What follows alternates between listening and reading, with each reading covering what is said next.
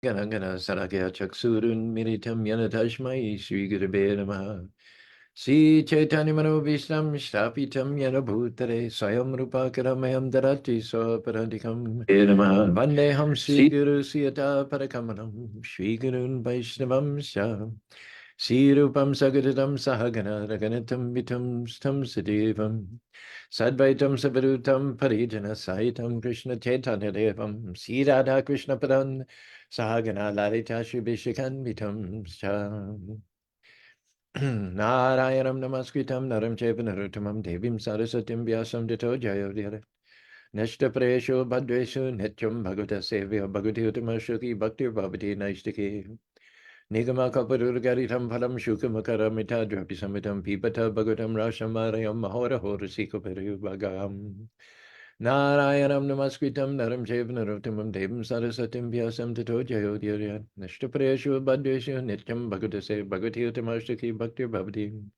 Om Narayanaya Vidmahi Vasudevaya Dhimahi Tano Vishnu Prachodhyate Om Mahadevi Vidmahi Vishnu Paditi Dhimahi Tano Lakshmi Prachodhyate Mahalakshmi Namastabhyam Namastabhyam Sureswari Hari Pre Namastabhyam Namastabhyam Today Tapti Kanchana Gaurenge Radhe Vrindavaneshwari Vishavanasute Devi Pranamini Hari Priye Tapti Kanchana Gaurenge Radhe Vrindavaneshwari Vishavanasute Devi Pranamini Hari Priye Nama Om Vishnu Padaya Krishna Pastaya Bhutale Srimati Bhakti Vedanta Shami Tinamani Namaste Saraswati Devi Gauramani Pachani Nirvishesa Sunivari Praskita Desanai Sri Krishna Chaitanya Prabhu Nityananda Sri Advaita Gadadhar Shiva Sari Om Bhaktivinoda Hare Krishna Krishna Krishna Hare Hare Hare Rama Rama Rama Hare Hare Welcome Rob on Zoom, welcome on Facebook Live, John Malik, Brent Spencer, and Bobby just hopped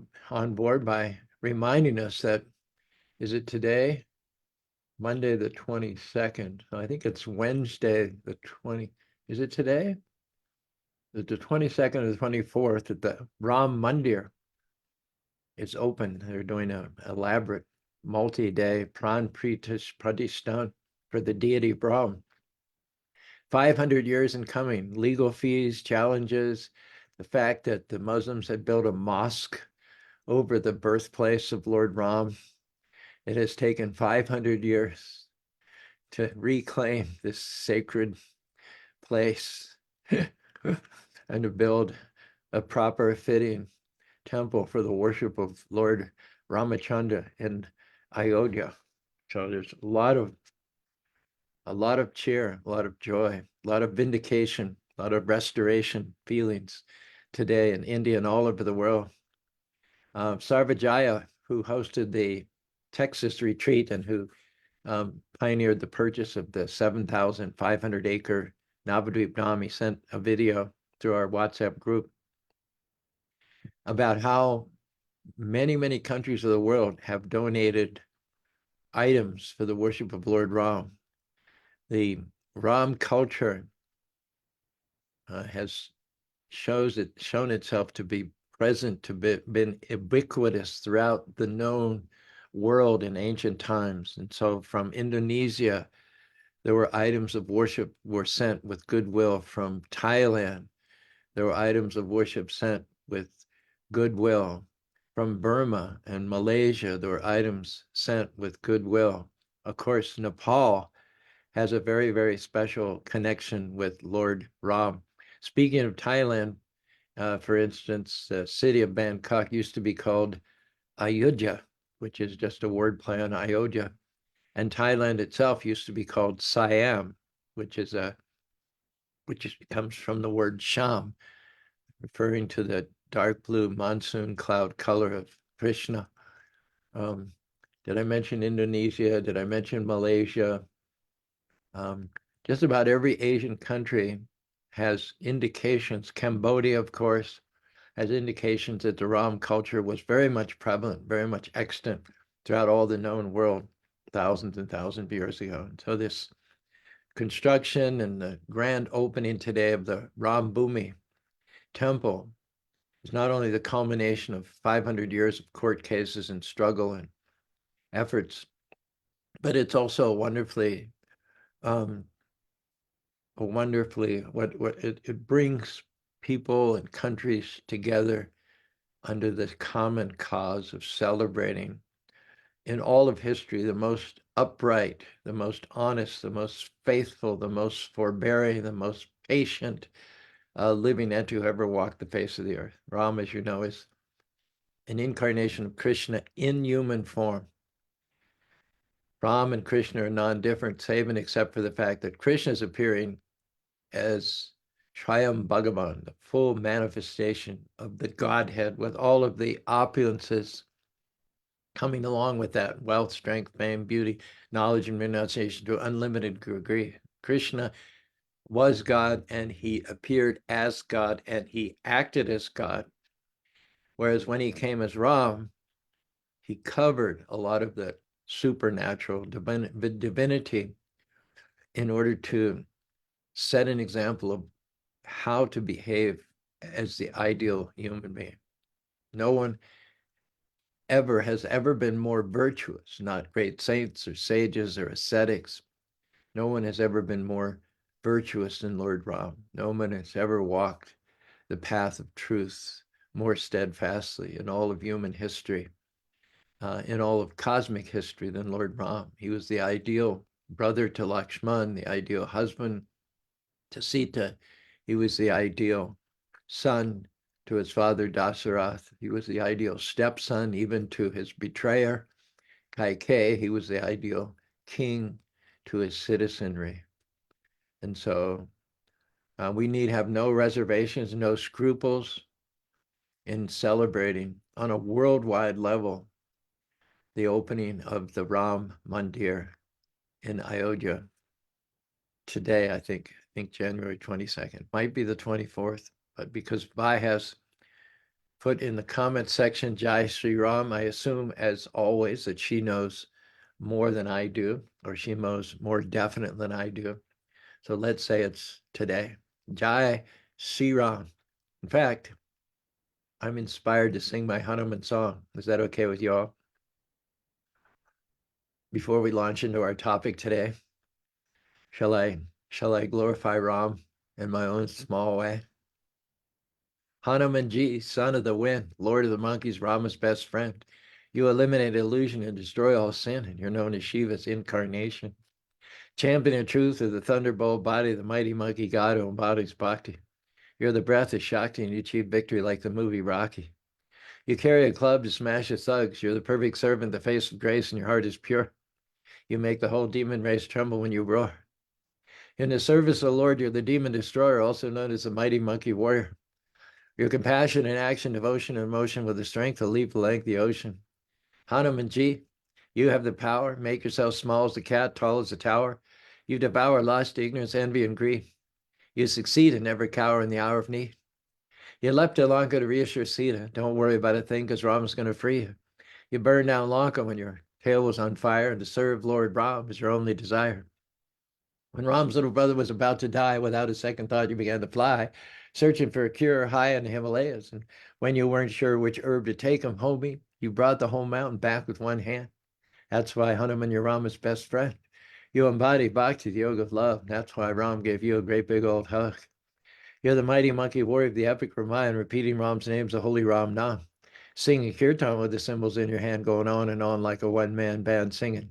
Jai Ram, Sri Ram, Jai Jai Ram, rocking on and on until the break of dawn. You can sing along with me on this auspicious day. Jai Ram, Sri Ram, Jai Jai Ram, rocking on and on until the break of dawn, singing Jai Ram, Sri Ram, Jai Jai Ram, rocking on and on until the break of dawn. If I were in front of a live audience, say at a Festival of Colors, I would now, at this point, say, I say Sita, you say Ram, Sita, Sita, Sita, Sita. I say Radhe, you say Sham, Radhe, Radhe, Radhe, Radhe. I say Hari, you say Nam, Hari, Hari, Hari. I say Nam, you say Ram, Nam, Nam, Nam. I say Ram, you say Ram, Ram, Ram, Ram. And I would also do another tour of Varip would say, I say Hanuman, you say Ji, Hanuman, Hanuman, Hanuman, Hanuman. I say Bajran, you say Bali, Bajran, Bajran, Bajran. I say mighty, you say monkey, mighty, mighty, mighty, mighty. I say compassion, you say action, compassion, compassion. I say devotion, you say motion, devotion, devotion, devotion, devotion. I say embody, you say bhakti, embody, embody, embody. I say breath, you say shakti, breath, breath, breath. I say victory, you say Rocky, victory, victory, victory, victory. There's also another corollary to that as well. Long did I toil and knew no earthly rest, far did I roam and found a certain home, until at last I sought them in Ram's sheltering breast, who opens his arms and bids the weary come. With Ram I found a home, a rest divine, and I since them am Ram's, and Ram is mine. The good I have is from Ram's store supplied, the ill is only what Ram deems the best. With Ram as friend, I'm rich with nothing beside, and poor without Ram, though of all possessed. Changes may come, I take or I resign, content while I am Ram's and Ram is mine. Changes may come, but in Ram no change is seen. Ram's like a glorious sun that wanes not nor declines. Ram walks above the storms and clouds serene, and on his devotees inward darkness shines. While here, alas, I know but half Ram's love, but half discern him and but half adore. But when I meet Ram in the realms above, I hope to love him fully, praise him more, and show and tell him in the kirtans divine how fully I am Ram's and Ram is mine. Ram, take my life and let it be consecrated to thee. Take my moments and my days, let them flow in ceaseless praise. Ram, take my hands and let them move at the impulse of thy love. Take my feet and let them be swift and beautiful for thee. Ram, take my lips and let them sing always only for my king. Take my mouth and let it be filled with messages from thee. Ram, take my silver and my gold, not a mite what I withhold. Take my intellect, use every power thou shalt choose. Ram, take my will and make it thine, it shall be no longer mine. Take my heart, it is thine own, it shall be thy royal throne. Ram, take my love, my Lord, I pour at thy feet as treasure store. Ram, take my life and let it be consecrated to thee. All right, we've done our little bit here supporting the groundbreaking, jubilant celebration over there halfway around the world. And you've done your part also. So think about Lord Ram throughout the rest of the day and how it may take some time. It says the mills of God grind slowly, yet they grind exceeding small. Though with patience he stands waiting, with exactness grinds he all. So next time you're impatient, it's taken longer than you thought. It was more difficult than you'd ever dream. The opposition was stronger than you could have imagined. And you start to feel frustration, discouragement. Think of the fact that it took 500 years to inaugurate and establish this temple in Rambhumi. Today is the culmination of work that began 500 years ago. So put your own frustration, impatience in perspective. If you have the endurance and you have the determination, there isn't anything that you cannot accomplish. There was a story of a man, he had a huge rock in his backyard, and so he went out every day and he hit the rock one time with a sledgehammer. This went on for years and years, and the neighbors were like, this guy's crazy. What's he doing? He goes out and he hits the rock one time. What is one blow going to do? This huge rock, 15 by 10 feet. It's been there since prehistoric times. What is one blow? But he had determination, he had endurance, and he had patience. And he did this day after day, week after week, month after month, year after year. And one day, to the total amazement of his neighbors, he went out and with one blow, he shattered the rock into 500 pieces. They couldn't believe it. How did he do that?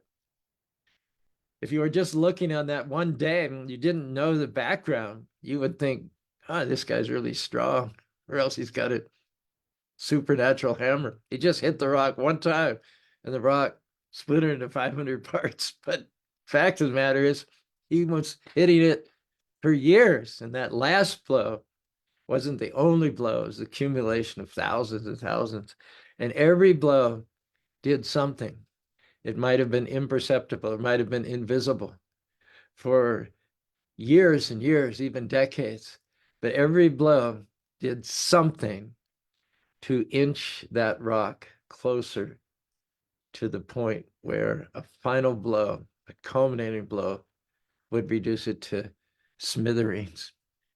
You can do anything, you can accomplish anything if you have the determination, the patience, and the endurance. That's what we learn from the opening of the Ram temple in India today. Another housekeeping item is that Vaibhav is going to go today to the Spanish Fork Intermountain Healthcare, have another eye surgery to get cataracts removed from her second eye. From what she tells me, the first surgery was a success. It's a relatively painful procedure. The benefits are amazing, miraculous. So we approach it with positivity. She has to be there at 10. And I also have a pickup, 2 pallets of Gulao color festival packets, which are going to be shipped by ocean freight to Hawaii. 2 pallets, 40 boxes, 8,000 bags. And so I have to put them on 2 pallets ready for the truck to pick them up. And I have to shrink wrap them and put the bill of lading on top. And so if we end a few minutes early today, it's because I need a little bit of a window there to pack that pallet for pickup before I take my Bobby to the hospital. So forgive me if we end slightly early today. Let's have, in spite of all of that, a short discussion on karma. And having joined us here is Natasha. Natasha has already been touched by the poetic muse, just based on what we've talked about so far. She has written, "In the glow of the moon, Ram's memory stays, guiding the lost through life's complete maze. His bow, an emblem of justice and right, illuminating paths with his valorous light." Oh my gosh, I'm choking up. That is so moving. In the glow of the moon, Ram's memory stays. One point of, I think glow of the moon is a very good analogy from a poetic point of view. But one thing is that Ram is always celebrated as Raghupati, descended from the sun god. He's from the dynasty that originates with the sun god. Krishna, on the other hand, appeared in the Yadu dynasty, which descends from the moon god. So most literary and poetic references to Ram don't go to the moon. That is more often for Krishna. So anyway, just a point of interest. Doesn't take anything away from the beautiful poetry. But if there's any way to rework that to mention the sun, that will trigger something very positive in the minds of people from Indian background to read that.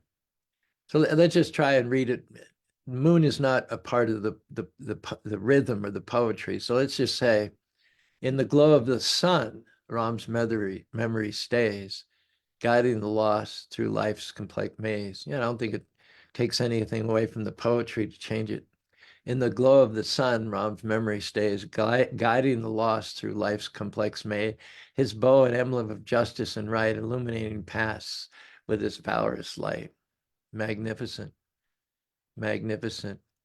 Anjali sends good wishes for Vibe's successful surgery. Govinda Day is with us. Namamrita, last night he led a really wonderful kirtan for our Sunday program. It was just very moving. Brent John Malik, I was reviewing your poem on book distribution, Brent. It's really quite good.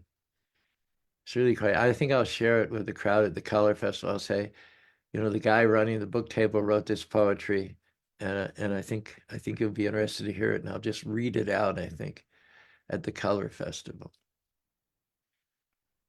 Okay, a short discussion on the unseen hand of karma. That's where we left off last Wednesday. Ignorant people who are prone to lust and anger and revenge, feelings of resentment, which merge ultimately into madness and illusion, generally blame the immediate causes for their discomfiture. They don't see that we're all instruments. We're either instruments of Krishna, working according to his better desire for our lives, or we're instruments of ignorance. We're instruments of karma.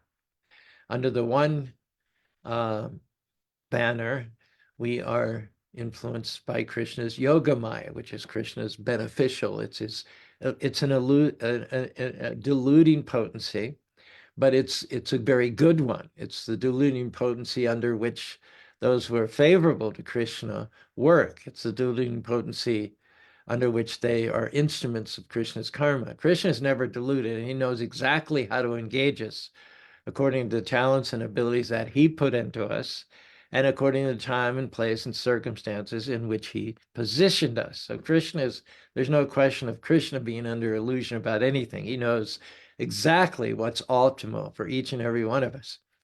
But when we agree to work under Krishna's instructions, dance according to Krishna's music, we may not have all the answers. There may be lots of things to which we don't have the answers, but that's okay.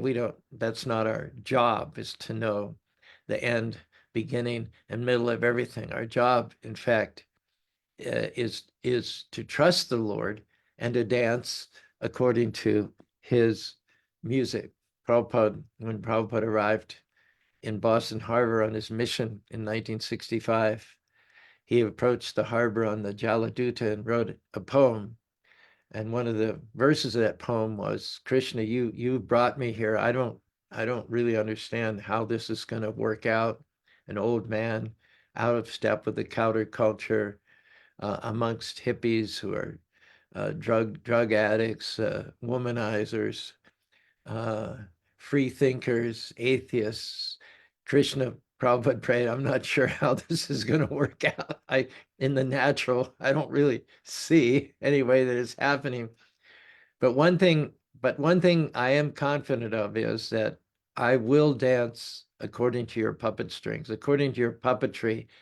I will dance. Whatever you want me to do, whatever you direct me to do, towards the end of enlightening the Western countries, uplifting the youth, I agree to be a transparent Vayamiti. I agree to be your puppet. That's yoga maya. Not necessarily having all the answers, not being omniscient, not being omnipotent, but letting Krishna work through you, letting Krishna work his unlimited power through you. And because it's God's unlimited power coming through, it really doesn't matter what are the qualifications or lack of qualifications of his servant, whether they're old or young or rich or poor, educated or uneducated or highborn or lowborn. All that is really peripheral. It's inconsequential. I could say with great accuracy, it is immaterial, because what's going on is not the exercise of that person's limited individual power. Our breadth and length is 1/10,000th the size of a tip of a hair. We are tiny, tiny spiritual parts of the Lord, and we don't have a lot of power to change things in and of ourselves. But when we let Krishna's wind come behind our sails, when we step into the middle of what Krishna wants done for the good of the world, then everything is possible. Anything is possible. Nothing is impossible. So this is what it means to be under the yoga maya potency of the Lord. Those who are unaware, unwilling to serve the Lord, they come under a different deluding potency called Mahamaya. They're influenced by karma. And the principal difference between the two classes of beings is that the devotees see everything is happening by the hand of the Lord. They aspire themselves to be selfless, unmotivated instruments of the Lord. And in the course of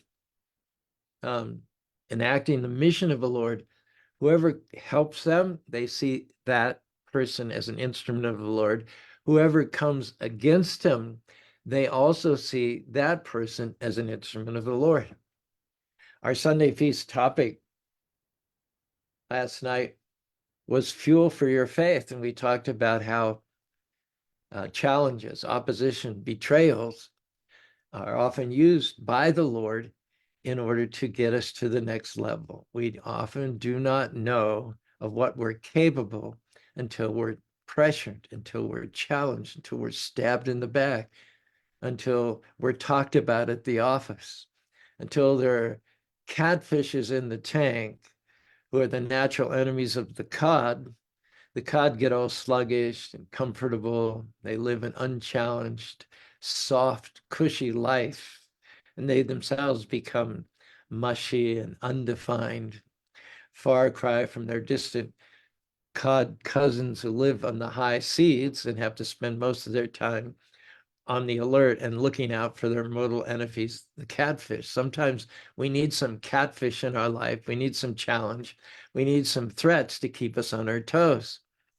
Um, and so in Krishna consciousness, one not only aspires to be an instrument of oneself, of God's will, but also sees all others as instruments too. And that's all you see. You see only one mover, only one actor, and everybody else is reacting either to Krishna's external energy in the form of karma or Mahamaya, or they're reacting according to the influence of Krishna's internal spiritual energy known as Maya.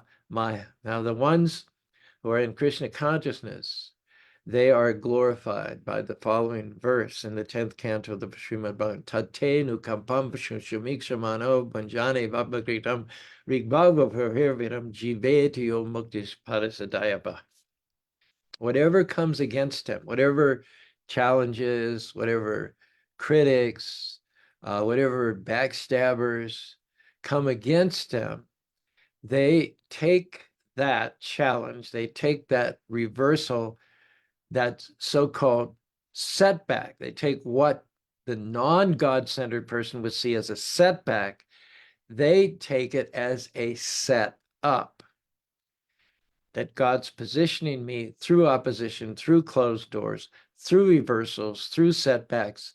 The Lord is setting me up for me to step into a higher level of my destiny. So there's no exception. The vision of the devotee is that everyone, including himself, is an instrument of God's will. One welcomes one's enemies. One thanks one's enemies. Because without enemies, without opposition, without pressure, we wouldn't get the strength, the endurance, we wouldn't build the character that we need to serve the Lord on a higher level. Everyone who goes to the gym knows without resistance, you're not going to make any progress. When I was in Los Angeles, there were these older guys that would come to the gym there. I think it was called Holiday Spa back in the 80s, and then it got changed to Bali's, and then it got changed to Gold's Gym. But there were these guys who would come in and bypass the weights. They wouldn't do the aerobics. They wouldn't do the strength training. They wouldn't do the elliptical. They wouldn't do the stair climber. They wouldn't do the bike. All they do is they come in, put their gym clothes on, and go and sit in the spa for an hour or two. Divert between the cold water pool, the sauna, cold water pool, the steam room, cold water pool, the jacuzzi. And after an hour, they'd put their street clothes in and go out. And then they might have wondered, well, why don't I get muscles? Why don't I get definition? Why don't I have rippling deltas and abs, glutes? Because you didn't do any resistance training. So you go to the gym, you have a membership, you pay your fees, you take a shower, you use the lockers, but you don't do any resistance training, you're going to get stuck. It's resistance that Krishna uses to get us to where we need to go. So, tatevna kampam shushaminganano. A true devotee is he who, when things, the outsider, the non-devotee will look at him and say, look at all the things that are going wrong. He has this lofty dream, he has this goal to do something wonderful. For instance, Ram Mandir opening today. It didn't happen in a day. It didn't happen easily. It took 500 years of effort and determination. In the course of those 500 years, there are many devotees, both living and dead, present and past, who built character, who built endurance, who built patience, who moved things beyond what they individually were capable of moving, who tapped into the supernatural power of God, and who did not give up, who kept pushing, kept moving forward, kept being patient, kept taking the high road, kept accepting the reversals, the challenges, the dead ends, the delays as God's plan for building our character. What we see visible, the visible evidence of all that fortitude and valor, generations, centuries of great, great saints and devotees. We see the visible manifestation of it today in the glorious grand opening of the Ram Mandir. But Krishna's purpose was more than just to get a building in time and in space and in history. As wonderful as this building is, as much of a landmark, as a milestone as it represents, it's only going to last for 300 or 400 years at the most, maybe 500, maybe 1,000 years. That is a finger snap from God's point of view. That is an eye blink in cosmic time. God's higher purpose was in taking generations and generations and generations of bhaktas, and in the process of pushing the stone uphill, fighting against resistance, against prejudice, against colonialism, against negativity, against members of other religions that did not want this to happen, pushing the project forward century after century. The characters of many, many, many men and women got molded. The characters went up to a higher level. We've often said God cares less about the result of your work than he does about what's happening to you during the work. And so just imagine that the real fruit, the fruit which is closest to the heart of the Lord, is not as much the stone building, which is a great thing. Don't get me wrong. I'm not minimizing the wonder of it. In my generation, for me to be alive, and I'm just barely so at 77. I don't know how much more that'll be true, but I feel very honored, very privileged to be able to be present in historical time on the day that this grand, beautiful temple is open. So don't get me wrong, but I'm thinking from God the Father's point of view. He's not as much interested in what the children accomplish specifically and in detail as he's interested in who the children are becoming. You know, I asked Prabhupada on 2 occasions in Australia. I got an opportunity. Prabhupada and I were alone in the room. And I said, Prabhupada, what is there anything special you want me to do? Is there anything you want me to accomplish? Is there any goal you want me to set my sights on? And Prabhupada, rather than give me something from the external to the internal, both times he asked me, well, what are you doing now? So one time I was preaching on college campuses and I told him, he said, that's very good. Continue to do that. Another time I said, Prabhupada, is there any specials? What do you mean to do? He said, what are you doing now? I said, I'm organizing the Jagannath Rath Yatra. He said, that is very good. In both cases, he did not try to change my direction. He did not try to get me to switch services, change directions. He simply encouraged me to be an instrument in a general sense. He encouraged me to be an instrument of Krishna's overall will for my life. And in the course of doing any missionary work, of being anything, which is the goal of which is to honor God and uplift one's soul, you're always going to get opposition. There's always friction. There's always opposition. This world is called Durga. It means between the seed of the dream, The idea is planted in your heart and your mind. Between that initial inaugural moment when you get the idea, the light bulb goes on. Krishna gives you a little insight, some direction, some light on your footsteps, and the accomplishment, the lapse between the inception and the completion, as in the case of the Ram Mandir, it might be 500 years. There's a lag, and during that lag, there is inertia to overcome. There's momentum to be gained. And in all of that, there's friction. There are forces coming against you. That's what builds character. That's what qualifies us to enter back into the spiritual world, to be part of the inner circle of Krishna's devotees in the groves of Vrindavan. That's what Krishna aims for. Krishna's fixation is to reclaim us back to home, back to God, to bring us back in the circle of his loving embrace. Well, we chose in coming here to be independent. We chose to handle it ourselves. We chose to do it our way. And what is the result after who knows how many incarnations in this material world, sometimes as demigods, sometimes as flies and bees and mosquitoes. At present, we're fortunate enough to attain the human form of birth. And on top of that, we're even more fortunate to have intersected with a pure devotee of the Lord like Prabhupada. But otherwise, what's the history of our sojourn in this material world? One saint compared it to getting hit over the head repeatedly with a bottle. Birth bottle, death bottle, disease bottle, old age bottle, natural disaster, hurricane bottle, tidal wave bottle, excessive cold bottle. I was reading this morning, 60 people in the last week in America have died, being their deaths are attributed to extreme cold spells in the areas in which they lived.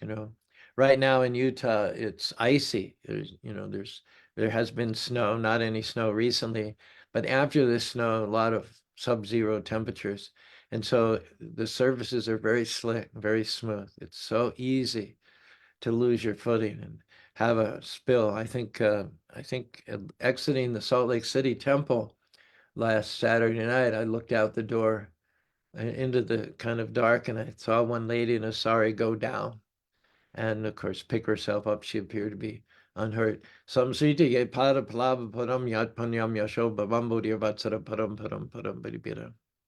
The material world is constituted in such a way that there will be danger at every step. There will be opposition. There's many a slip between the cups and the lip, between the inception, between the seed-like idea and its completion. There's a lot of challenges. There's a lot of things that come against you.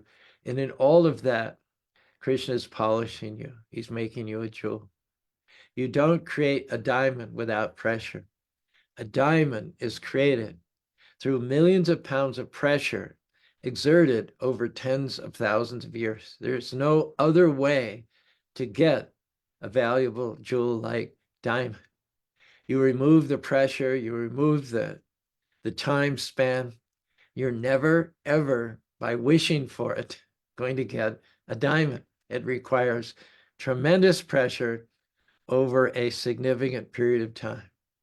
So the real fruit of the 500 years of effort, uphill climb to open the Ram Mandir are the characters of many, many living entities who have worked diligently, patiently, with stamina, with endurance, with faith, and with joy on this project. They have been transformed from coal into diamonds, from a grain of sand into pearls.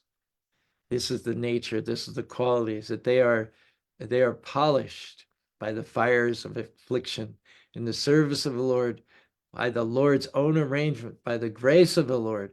There are always contrary principles. There are always things coming against us, but they smooth us out like the rough edges of the sandpaper. It may make us feel uncomfortable. Like, can imagine rubbing sandpaper across your sin. It's like, ooh, we don't like to think of it.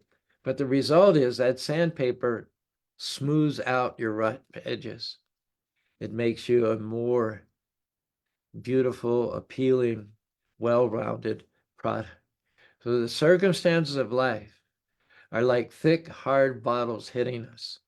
And because of the unseen hand of karma, we have to rise above the immediate circumstances and see beyond what is immediately affecting us to the remote cause, which is the hand of God. And well, I give a really good practical example. In fact, a couple of examples of this tomorrow, one of whom is Jad Bharat in a previous life, and also the cow and bull, which are mentioned in the first canto of the Srimad Bhagavatam, who are being tortured by the personality of Godhead, Kali. Two wonderful examples of being able to see the hand of the Lord in everything, see themselves and act themselves not only as instruments in the service of the Lord, but see others also as instruments in the service of the Lord. That's our lesson for today. Thanks very much for joining us. And let's see who we have here in the comment section and what comments they might have made. So starting from most recent to the beginning, John Malik says, do everything you have to do, but not with greed, not with ego, with love, compassion, humility, and devotion. Priya Krishna has now become a regular, says, excellent class, thank you. Please accept my obeisances. All glories to Prabhupada. Here's a nice little ditty by Brett. It may have taken 500 years, but the fears and tears have been replaced by cheers as Sri Ram appears. Wow, that's great. What a cheerful, upbeat couple of lines there. So appropriate to the jubilation that devotees worldwide, as I mentioned, Indonesia, Thailand, Malaysia, Cambodia, Nepal, so many countries all over the world, and even all the ISKCON devotees are participating. There's so many ISKCON devotees from Asia, from Japan, from China, from Russia, from all countries of the world. ISKCON is there at this very moment, participating and supporting and celebrating Lord Ram in his birthplace. And Brent has captured a nice spirit here. It may have taken 500 years, but the fears and tears have been replaced by cheers as Sri Ram appears. And just above it, another couple of lines by Brent. God's purpose is revealed in your persistent service, though it may not be apparent on the surface. Very good, very good. Lakshmi Nrsingadas, Srila Bhaktisiddhanta Saraswati Thakur disciple, told him, a certain man who criticized Srila Bhaktisiddhanta all the time had passed away. Bhaktisiddhanta became very sad at this departure. The disciple couldn't understand why his guru would be sad at the loss of this aparadhi, but Bhaktisiddhanta said he pointed out my weaknesses and I was grateful. There are no people, there are no personalities like devotees of the Lord. They're absolutely extraordinary. They do not see things in the same way that ordinary people see them. They're not affected in the same way that ordinary people are affected. They are a different category of living being altogether. And although they walk the surface of the Lord of the earth in common with us, otherwise there's a world of difference between enlightened Krishna Bhakta and an ordinary man who's eating meat, smoking, watching TV, full of ignorance. And only reason, in fact, that such exalted devotees of the world, the Lord, walk the surface of the earth is to give us the opportunity to meet them, to appreciate their stature, and to assist them in their welfare work for the benefit of the world. So thanks very much for sharing that, Lakshmi Nrsinga. A very good point. I made a similar point yesterday in the Sunday feast about Oral Roberts, who was never, during his entire lifetime, Oral Roberts was never appreciated. In the 40 years that he was working his ministry and his campus and his university, there wasn't one single favorable article printed by the local newspaper.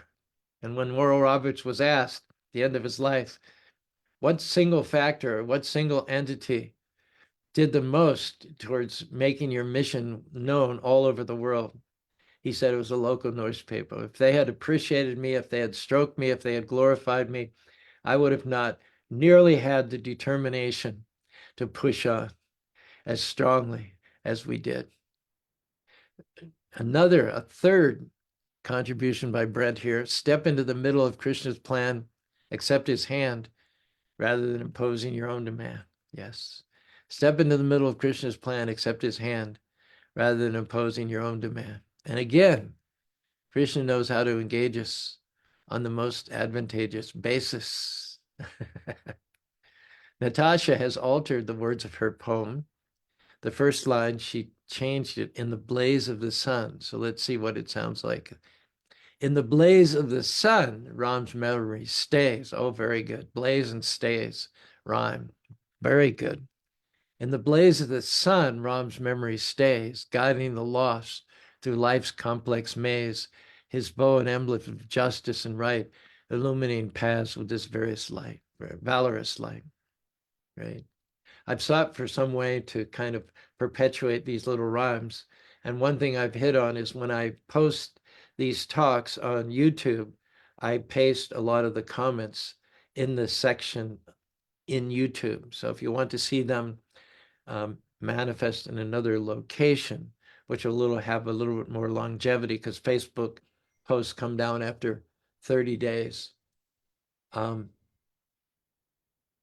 Yeah, Bobby just sent me a message right in the middle of that, so I forget what I was saying.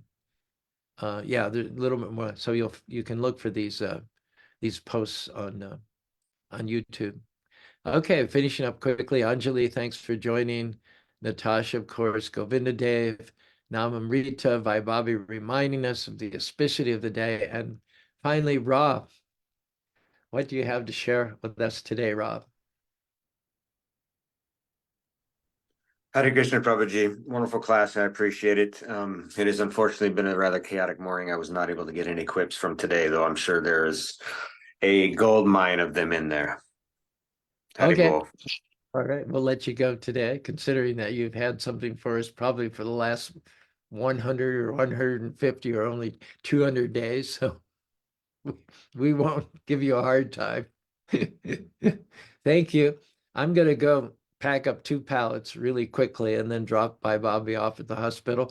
So without any further ado, I'd like to thank you for being with me. It's been wonderful. We'll be back tomorrow, hopefully with a report of Bai's successful surgery.